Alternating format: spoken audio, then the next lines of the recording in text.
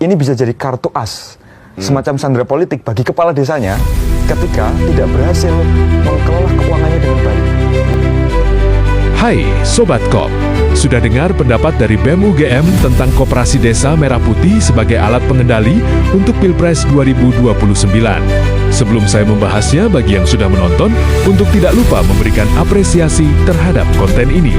Pernyataan BEM UGM tentu perlu dilihat sebagai bagian dari dinamika demokrasi dan fungsi kontrol publik. Dalam sistem demokrasi, kritik seperti itu sah dan bahkan penting. Namun, secara analitis sebagai kebijakan publik dan politik, ada beberapa hal yang perlu dipisahkan secara jernih. Apakah koperasi bisa menjadi alat politik? Secara teori politik, setiap program negara yang menyentuh masyarakat luas berpotensi dimanfaatkan secara politik. Ini bukan hanya soal koperasi desa, tetapi berlaku juga pada program seperti BEM UGM sebagai kelompok penekan kebijakan.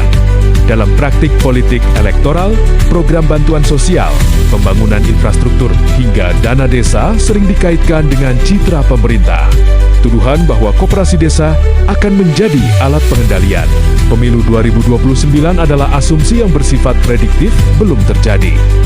Secara teori kebijakan publik, jika koperasi berdiri sebagai badan hukum mandiri, dikelola anggota, diawasi pengawas internal dan eksternal, tidak berada langsung di bawah struktur partai, maka sangat sulit secara hukum menjadikannya instrumen resmi pengendalian politik. Soal kalau gagal, desa dijadikan alat politik. Ini ada dua lapis isu. Lapis pertama, tanggung jawab hukum. Secara regulasi koperasi, yang bertanggung jawab adalah pengurus dan pengawas koperasi, bukan otomatis kepala desa, kecuali ada penyalahgunaan jabatan atau intervensi langsung. Lapis kedua, framing politik dalam praktik politik. Kegagalan program nasional sering diframing sebagai kegagalan pemerintah pusat atau dilempar sebagai kesalahan pengurus lokal. Narasi bisa diarahkan kemana saja, tergantung siapa yang menguasai opini publik. Karena itu, tudingan bahwa koperasi akan menjadi alat politik tidak dapat digeneralisasi.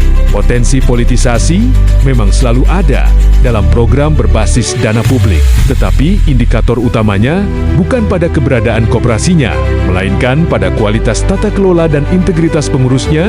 Jika profesionalisme dan partisipasi anggota kuat, koperasi lebih tepat dipandang sebagai instrumen pemberdayaan ekonomi desa, bukan instrumen politik.